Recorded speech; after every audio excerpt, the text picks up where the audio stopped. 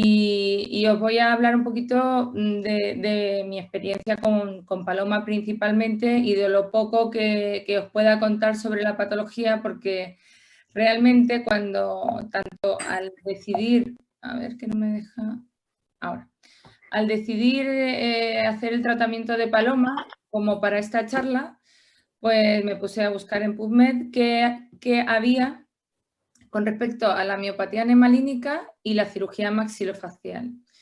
Y realmente encontré 3 artículos, uno del 99, otro del 2012 y otro del 2016, en el que se hablaba de los tratamientos que se pueden realizar o de un poquito de la explicación de las deformidades faciales de estos pacientes y de los posibles tratamientos. Es decir, que la bibliografía es muy escasa en cuanto a la solución quirúrgica, ¿vale? Entonces, ¿qué nos encontramos nosotros? Pues sabemos que son enfermedades muy raras, que tienen algunas similitudes y diferencias, y ¿qué es lo que nos hace más dificultoso su tratamiento? Pues las comorbilidades médicas que tienen y que a nivel anestésico se complica bastante el intubarlos o el mantenerlos sedados ante unas cirugías de gran agresividad como pueden ser las nuestras. ¿Vale? Estos pacientes tienen una deformidad dentofacial muy severa que provoca pues, que no puedan cerrar la boca, por lo tanto no tienen un control de la saliva, la masticación la tienen imposibilitada por esa mordida abierta, tienen dificultades en la deglución, en la respiración, y todo esto conlleva a problemas pues, psicosociales en sus relaciones y demás. Y porque muchas veces se puede confundir uno viendo una cara dolicocefálica, una cara muy larga, se puede confundir y pensar pues, que hay otros problemas asociados. Entonces, yo me centro en lo nuestro. Nosotros vemos que la cara típica de pacientes con enfermedades neuromusculares en general es la cara miopática. Entonces, como he dicho antes, son caras extremadamente largas que tienen una apariencia en boca de pez, como si estuvieran abiertas. Entonces, eso se llama dolicocefálico, ¿vale?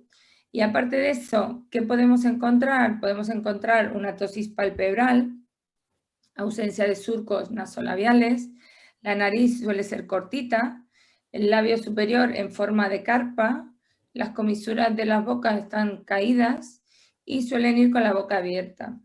Entonces, esto conlleva a que tengan una incompetencia labial. Los pacientes no pueden cerrar la boca muchas veces aunque quieran, aunque le digamos, intenta cerrar la boca, les es imposible. El paladar suele ser muy ojival, es decir, es muy profundo y tienen una mordida abierta por contacto prematuro a nivel posterior. Al igual, el ángulo mandibular puede estar más abierto o más cerradito, y en este caso pues lo tienen muy abierto, que se llama high angle. El mentón, aunque veamos que la cara es como muy larga y aparentemente parece que tiene mucha mandíbula, no es real. El mentón suele estar retruido en la visión de perfil. A nivel dental tienen apiñamientos, tienen retrasos en la erupción y suelen tener hiperplasia gingival, porque al no comer y no masticar, pues la encía crece. ¿Qué pasa con esto? Como ha dicho el neurólogo, que lo he visto al final, pues que normalmente se presentan con osteopenia y osteoporosis que dificultan muchísimo la corrección quirúrgica, y ante una cirugía pues te puede marcar un poco cuál va a ser tu actitud quirúrgica. ¿Vale? Y vamos a ver por qué ocurre, porque entender las cosas es fundamental para intentar o prevenirlas o evitarlas o reducirlas en su magnitud. ¿Vale? Y nos vamos a un libro que a mí me gusta mucho, que es el del crecimiento craneofacial, que es el libro de Enlow. Entonces, aquí voy a hacer, nada, 4 hincapié son 4 o 5 diapositivas, pero que son para mí muy importantes. Aquí vemos que a los 5 años de edad, ¿vale? Un 85% del neurocráneo está desarrollado y un 40% del maxilar y de la mandíbula. También sabemos que el crecimiento a nivel mandibular es muy grande el primer año de vida, ¿vale? Entonces, eso lo tenemos muy estudiado porque trabajamos con los pacientes fisurados y pues tenemos los pies Robben que se ve el crecimiento grande durante su primer año. Entonces, durante los 5 y 10 años restantes, se completan un 25% del crecimiento del maxilar y de la mandíbula. Y entre los 10 y los 20 años, el 35% restante. ¿Esto qué quiere decir? Pues que si nosotros vemos a un paciente a los 4 o 5 años que tiene una maloclusión muy severa, eso lo normal es que si no se hace nada, no se va a solucionar solo, no se va a solucionar con el crecimiento. Entonces, tanto en pacientes con miopatía nemalínica como cualquier otro paciente desde pequeñito que vemos que tiene una maloclusión, intentamos enviar a los profesionales que correspondan, a ser posible con tratamientos no cruentos, para buscar soluciones e intentar estimular ese desarrollo, porque si no empujamos y potenciamos, eso no va a mejorar. Entonces, cosas importantes. Pues la mandíbula crece por la función. En Lowe decía, la función hace la forma. Si no hay función, si el paciente no mastica, la mandíbula no crece. Si el paciente no deglute, la mandíbula no crece. Si el paciente no mueve la lengua, la mandíbula no crece. Entonces, ¿pero qué es lo que no crece? No crece lo que es la rama mandibular, que es donde se va estimulando. Normalmente en la parte posterior de la rama y en el cóndilo es donde se va generando una aposición de hueso y hay una reabsorción en la parte anterior de la rama. La parte del cuerpo mandibular normalmente crece por el desarrollo de los gérmenes dentarios. Entonces, si tenemos todos los dientes y vamos teniendo espacio para los dientes, va a ir creciendo, ¿vale? Otra cosa muy importante es que la anchura de la rama depende del desarrollo a nivel de la faringe, ¿vale? Entonces, cuando tenemos un pobre desarrollo anterior del maxilar, la rama tampoco crece. A nivel del hueso palatino, vemos cómo va creciendo hacia adelante y hacia abajo. Hay zonas de reabsorción y zonas donde se va generando hueso. Y a nivel alveolar, que es la zona de la mandíbula que tiene los dientes, ¿vale? Ahí va creciendo por el crecimiento, por el desarrollo de los gérmenes dentarios. Primero con los dientes de leche y luego cuando se exfolian y sigue creciendo con los dientes definitivos y con el contacto. Si no hay contacto, hay un crecimiento normalmente más desmesurado. Y aquí vemos que todo esto está relacionado con la base de cráneo. Entonces, la base de cráneo se desarrolla más o menos en el mayor porcentaje hasta los 7 años. Y si no hay un desarrollo, no suele haber tampoco un crecimiento a nivel del maxilar y del malar. Entonces, es como si al ir creciendo la base de cráneo se va empujando a toda la zona del tercio medio facial hacia adelante y hacia abajo. Y esa zona crece por la respiración.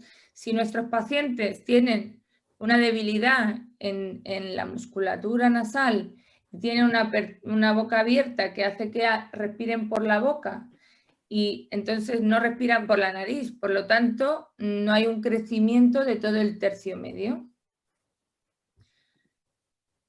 Y aquí vemos cómo también la fosa craneal media influye en que todo el tercio medio crezca de forma anterior e inferior. Es decir, todo está relacionado. Y luego en la zona de la base craneal, en la parte más profunda, también afecta al crecimiento de la zona de la mandíbula. Y otra cosa que es fundamental tanto en los pacientes con miopatía nemalínica como cualquier otra miopatía, como en pacientes normales, es la musculatura. Pacientes que no gesticulan no estimulan el crecimiento. ¿Por qué? Porque si veis, se ve muy bien cómo los músculos de la mímica facial se insertan, ¿veis? En el malar, en el maxilar y en la mandíbula. Entonces, cada vez que los pacientes gesticulan, va haciendo que estimule ese crecimiento, que haya una presión en ese hueso. El hueso crece por presión, ¿vale?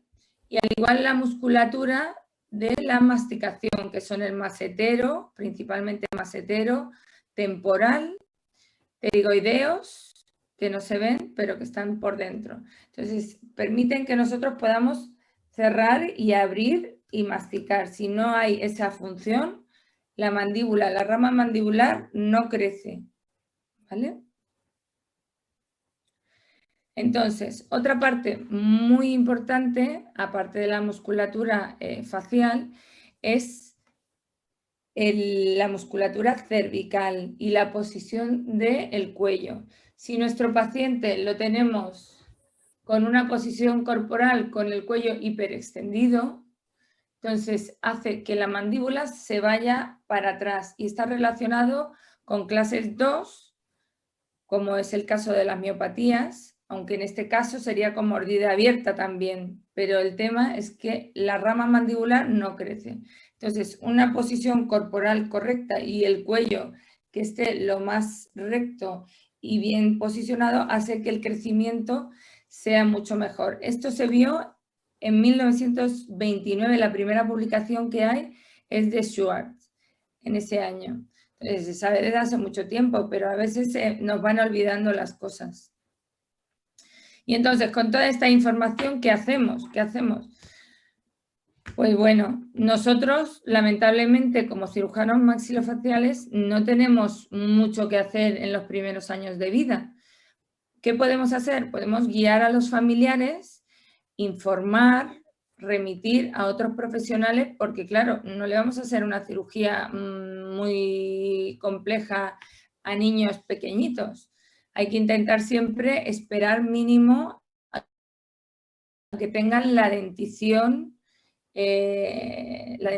decidua, los dientes de leche, para que me entendáis, erupcionados.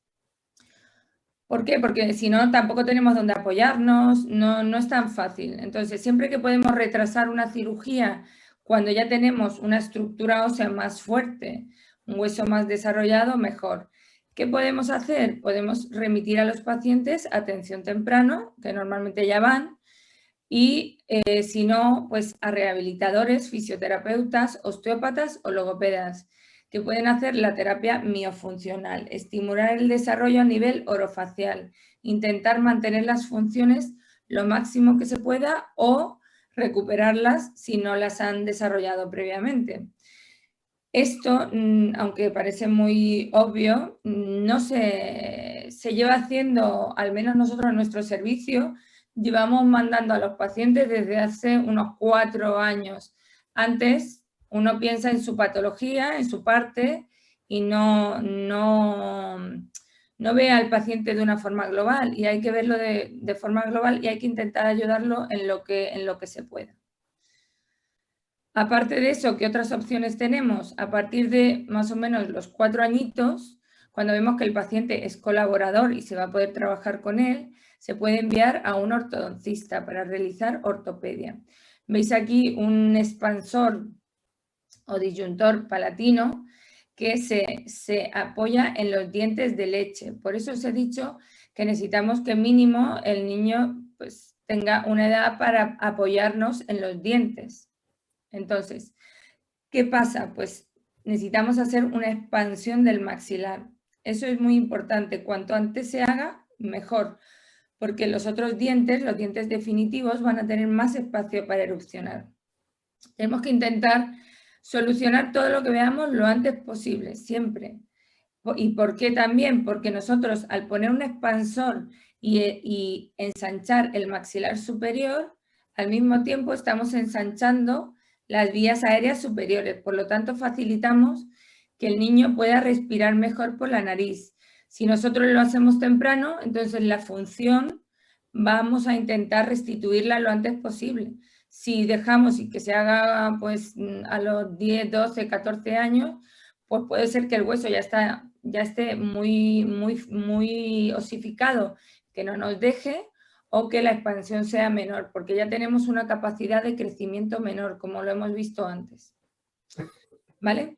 Otras cosas que podemos hacer a los 8 o 10 años, que es por parte del ortodoncista, pues se puede continuar con la expansión, pero ya apoyado en los seises, que son los dientes, los primeros molares definitivos, alinear arcadas si hay apiñamientos, ayudar a la erupción con los brackets, y también nosotros podemos ayudar al ortodoncista poniendo unas placas de tracción ortodóntica, que las veis a la derecha, que lo que hacemos es poner unas gomitas que las tienen puestas 24 horas al día, que solo se quitan para comer. De esa forma podemos poner detrás, podemos poner delante aquí, para conseguir ir haciendo lo que la musculatura no hace, ir cerrando la mordida. Que bueno, que eso tiene sus limitaciones, ¿vale? Pero ayuda bastante. Y para estimular el crecimiento anteroposterior del maxilar y un poquito vertical. Ya, ¿qué otras opciones tenemos? Pues tenemos la distracción osteogénica, que es lo que hemos hecho en Paloma, que ahora os lo contaré. La distracción osteogénica se puede hacer realmente a cualquier edad, desde recién nacido. Lo que pasa es que, claro, cuanto más pequeño y el hueso más débil, pues peor son los resultados. Entonces siempre hay que intentar esperar mínimo, si se puede, pues a que tengan la dentición medio formada, y para no generar lesión de los dientes, de los gérmenes dentarios que están dentro del hueso. Otras opciones es la cirugía ortognática, pero para realizar cirugía ortognática necesitamos que el desarrollo craneofacial esté completado. Es decir, que ya es una solución posterior, cuando tienen de 16, 17, 18 años. Todas estas cirugías normalmente se acompañan de tratamiento ortopédico ortodóntico asociado. Y aquí os voy a enseñar el caso de Paloma, que es lo que yo entendí que queríais. Paloma, veis, pues ahí tendrá unos 5 años, las fotos me las ha dado su madre Rosa, y bueno, vamos a ver un poquito los antecedentes. Paloma tiene 2 hermanos sanos, un hermano fallecido a los 18 meses por miopatía nemalínica. Tiene a nivel genético una mutación que es de origen materno y otra mutación de origen paterno, ¿vale? Durante su embarazo, en principio, fue todo normal hasta los 8 meses, en el que se apreció un polidramnios, y cuando nació pesó 3,5 kilos y tuvo un APGAR de 8. ¿Qué pasó? Pues que a las 12 horas de vida, Paloma tuvo su primer ingreso hospitalario por hipotonía generalizada y succión ineficaz. Me parece súper interesante que hagamos hincapié en que Paloma, cuando nació, no tenía ningún tipo de rasgo dismórfico. Su cara era normal, ¿vale?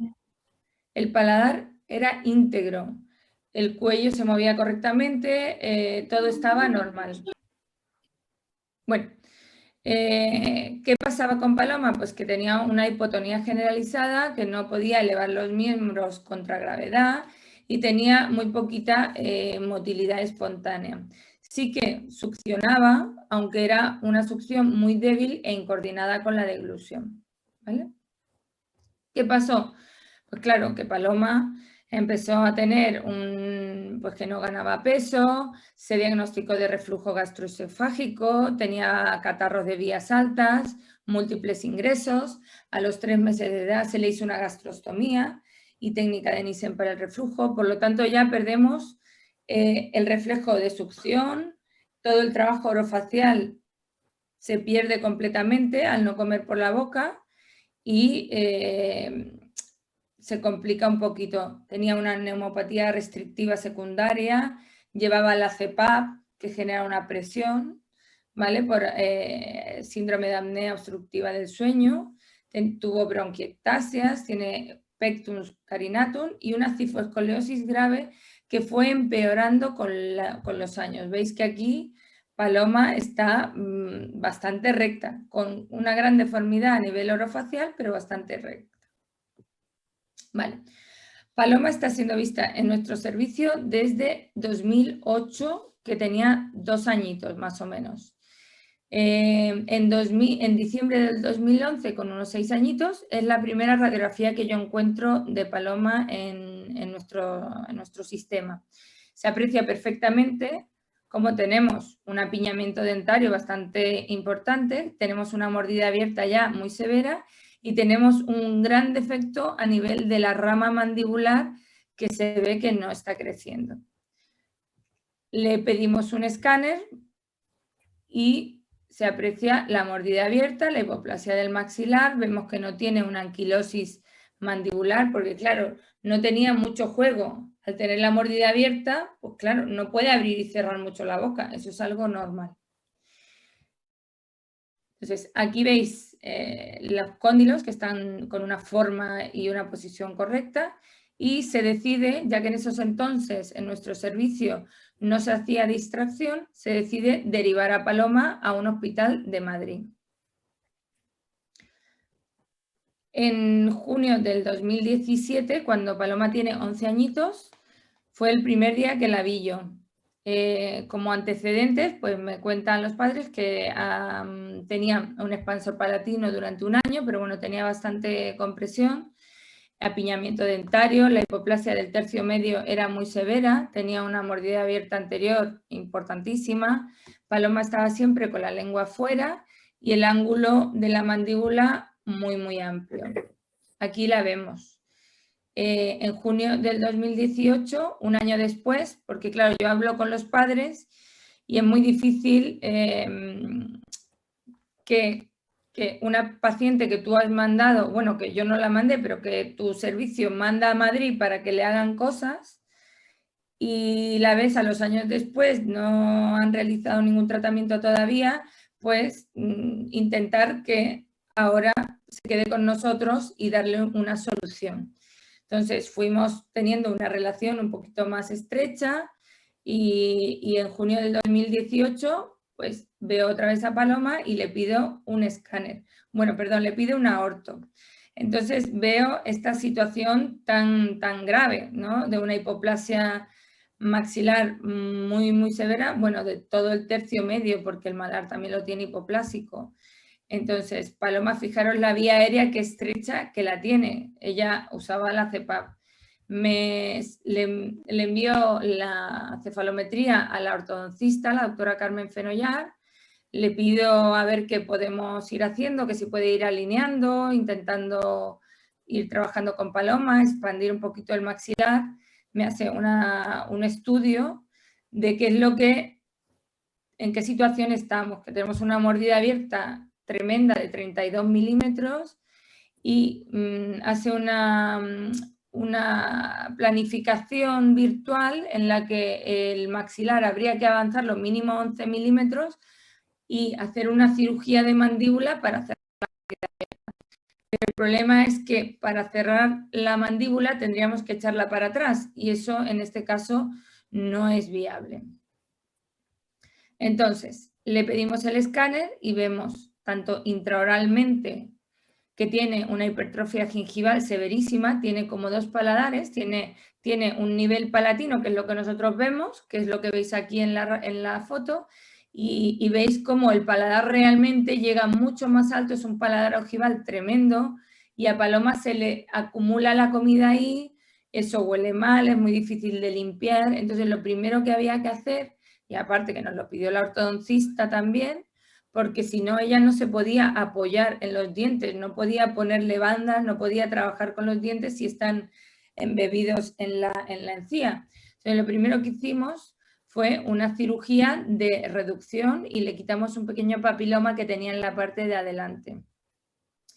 No se le quita todo porque era muy, muy, muy grande, entonces a medida que va pasando el tiempo, pues luego seguiremos trabajando la encía. Pero fijaros que ya tiene al menos hueco y los dientes se ven un poquito más. Entonces, La paciente es tratada por la doctora Fenollar, que le realiza varios aparatitos de expansión. Es un caso muy complicado. Consigue ir generando una arcada dentaria y una expansión maxilar correcta. Nos pide que le realicemos exodoncia del 15 y del 25 porque físicamente no entran en lo que es el propio hueso maxilar, ¿vale? Y aquí veis qué resultado tan maravilloso obtiene la doctora Fenollar. Por el COVID, por ciertos problemas, pues todo esto se va retrasando al final. Y en febrero del 2020, Paloma tuvo que ingresar en la UCI y los compañeros otorrinos le hicieron una traqueostomía por una neumonía. Entonces, ya con la traqueostomía hecha, planteamos que no se quite hasta terminar el tratamiento por los problemas respiratorios y por las cirugías que tienen tanta agresividad, pues que podamos tener un compromiso a nivel de respiratorio a nivel superior. Entonces, lo que nos conviene es que Paloma siga con su tráqueo y que cuando ya terminemos todo, ya se le quite. Entonces, en diciembre del 2020 le pedimos el TAC ya para hacerle la planificación. Y nos encontramos con esta imagen que casi nos caemos para atrás, porque fijaros que todo el hueso maxilar tiene una osteoporosis severísima, porque lo que vemos aquí, ella tiene un hueso osteoporótico, un hueso como insuflado, como débil, y lo que es la cortical del hueso la tiene completamente finísima, finísima. ¿Eso qué quiere decir? Que cuando nosotros nos vayamos a poner placas y tornillos en ese hueso, pues lo normal es que se suelten y no tengan fuerza. Entonces, ante esta situación tan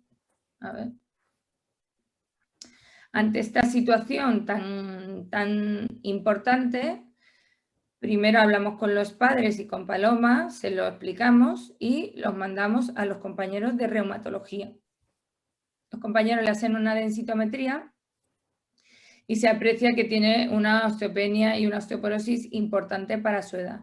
Se valora el poder realizar tratamientos como con la teriparatida, que no están aprobados en niños, y se decide que lo mejor es no realizarlo por ahora hasta no terminar el crecimiento y los tratamientos a nivel maxilofacial, porque otros tratamientos, como pueden ser los bifosfonatos, generan necrosis de los maxilares y podemos tener un riesgo sobreañadido. Entonces, planteamos que nos esperamos. Entonces, hablamos otra vez con los padres y se decide realizar la cirugía a sabiendas que pues, la posibilidad de que intraoperatoriamente no tuviéramos estabilidad suficiente en los tornillos que fijan y que pues, luego podíamos tener muchas dificultades e incluso no poder hacer la cirugía. Ellos aceptan y también remitimos a la logopeda de Paloma, que se llama Maribel, que ha hecho un trabajo maravilloso, para que estimule todo el maxilar superior, porque cuanto más estimulado esté, el hueso se hace un poquito más fuerte. Veis aquí que se envía el escáner a la casa comercial que nos hace la planificación y vemos cómo prácticamente toda la parte del hueso alveolar no tiene cortical, tiene 0 milímetros, está en azul. Entonces tenemos que intentar hacer unas osteotomías muy altas para tener algún sitio donde poder colocar los distractores. También analizamos pues, la rama mandibular, la longitud de la rama mandibular. Normalmente lo miramos en un artículo. Si veis, la longitud de la rama es de 46 milímetros. Si veis en unas tablas estandarizadas de los tamaños, vemos que la edad de la rama mandibular de Paloma equivale a 5 años, ¿vale? 5 años de edad. Pues claro, se quedó ahí, ya no creció más. ¿Qué pasa? Bueno, que empezamos la planificación. Para planificar, pues nos preparan normalmente una guía de corte, unos modelos y los distractores. Entonces, primero se planifica la osteotomía, siempre respetando los gérmenes dentales. Lo veis que está aquí a trasluz. Y nos vamos donde el hueso es lo más favorable para hacer la osteotomía. Aquí vemos nuestras guías de corte que nos hacen que todo lo que nosotros planifiquemos luego se haga realidad, porque si yo no tengo guías de corte, el distractor luego lo puedo poner como con angulaciones incorrectas. Entonces, todo lo que está planificado tiene que ser exacto. Aquí vemos la colocación de los distractores y vemos la planificación de la cirugía. Veis cómo el avance del maxilar es muy grande. Es muy grande, ¿por qué? Porque fijaros que tenemos que hacer una planificación de cuál va a ser la siguiente cirugía para ver cuánto tenemos que avanzar para que nosotros podamos cerrar la mandíbula, quizás no del todo, pero intentar cerrar al máximo. Pero yo no puedo cerrar la mandíbula y tengo que avanzar la mandíbula para poder cerrarla. Entonces necesitábamos realmente distraer mucho más de lo que se había visto en primera instancia. Entonces la planificación fue de 20 y 22 milímetros con una diferencia para intentar centrar la línea media dental de Paloma. Aquí vemos la gran mordida abierta, vemos los tercios faciales, entonces intentamos ganar un poquito para redistribuir y conseguir que los tercios faciales de la cara de Paloma sean tercios normales de una niña ya de 18 años, porque ya nos planteamos lo que sería en el futuro, porque esto ya sería la cirugía para terminar el proceso. ¿Vale? Entonces, en noviembre del 2021 realizamos la intervención quirúrgica, que realizamos un LEFOR1, que es una osteotomía, como habéis estado viendo antes. Hacemos la colocación de los distractores y hacemos la exodoncia de los cordales inferiores para preparar la mandíbula para la siguiente cirugía. Aquí veis lo que es el periodo de activación, que al final, teóricamente, avanzamos 24 milímetros. La distracción no es exacta, aunque nosotros demos las vueltas y sepamos que supuestamente avanza X, luego la realidad no es así. La realidad es que depende mucho de las fuerzas musculares y de los tejidos blandos, de la presión de los tejidos blandos. Entonces, tenemos que mantener una relación muy estrecha con los pacientes para no tener errores y para que no se nos osifique tempranamente y que tengamos que entrar y volver a romper el hueso. Entonces, como veis, al principio distrajimos mucho más rápido para conseguir que no hubiera una osificación temprana y separar los fragmentos. Luego hicimos una distracción más lenta y luego volvimos a avanzar rápido para que no se nos osificara demasiado.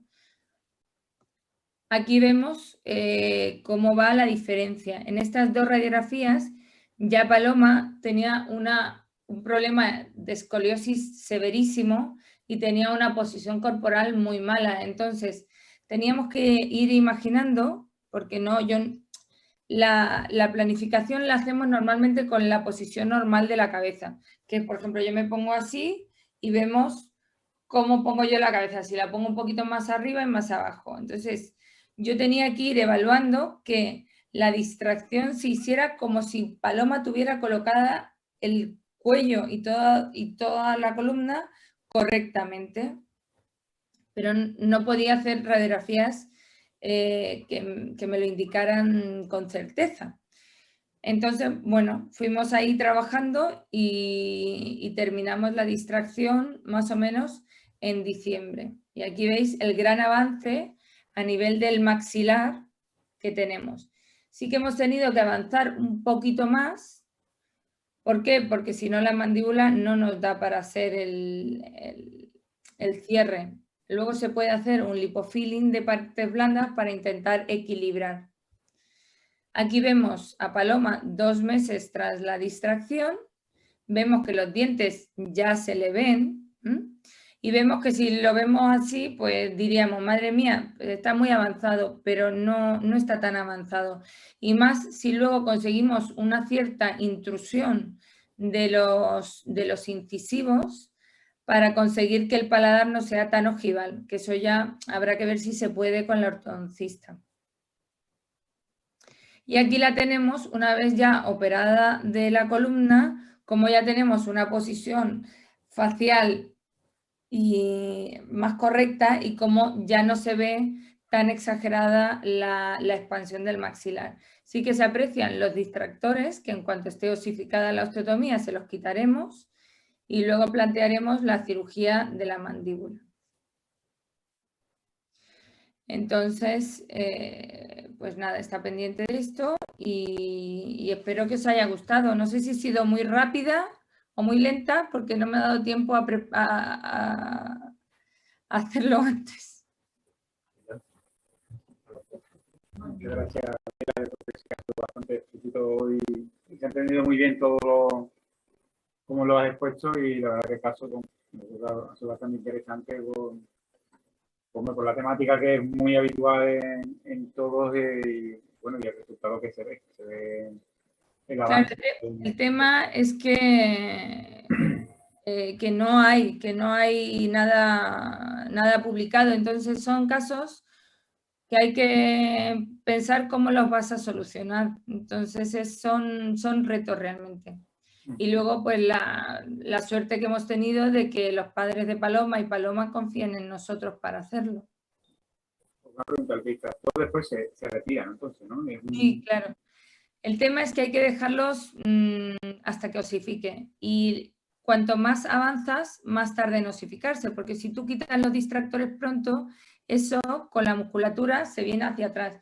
Sí que es verdad que como la fuerza muscular en estos pacientes es menor, pues habrá menos recidiva, que se llama. Pero no nos podemos arriesgar. Siempre yo intento dejar los distractores internos mínimo 8 meses o incluso un año si puedo.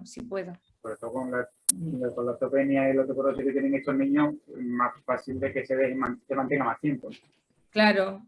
Esto hacemos un escáner y valoramos cómo está el hueso. Si el hueso ya ha formado cortical o no. Pero bueno, que fue una cirugía con, pues eso, que no sabíamos si íbamos a poder hacerla, si luego se nos iba a ir todo al garete. Muy personalizado y muy, claro, es que no hay el caso de los que fundamentarse porque son muy peculiares, realmente.